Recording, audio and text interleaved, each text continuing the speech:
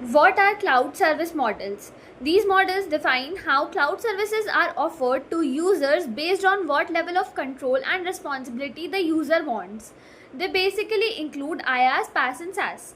IaaS is infrastructure as a service. This is the base layer, and you get the core tools like servers and storage, and you control what to be built on it. So, it gives you the flexibility to create your own system from scratch.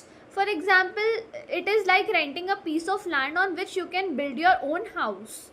Examples are Amazon, EC2, Google Compute Engine, Microsoft Azure, and VMs. PaaS. PaaS is platform as a service. Here you get a ready to use platform to build apps. You just focus on your code, the platform handles the rest. No need to manage servers or systems. It is like getting a furnished apartment with all the utilities. You only worry about all the things that you need for living a life rather than worrying about the building and maintaining it. For example, Google App Engine, Heroku, Microsoft Azure App Services.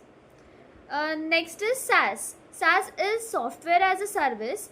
This one is the simplest. You use the software directly through the internet.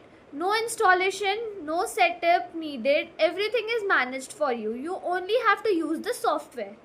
It is like staying in a hotel with all the facilities, no maintenance or any other setup. You only enjoy the service until and unless you want.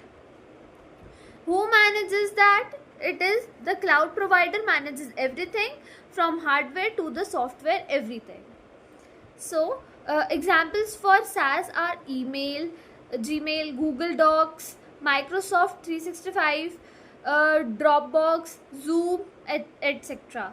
These are all the service models. Thank you.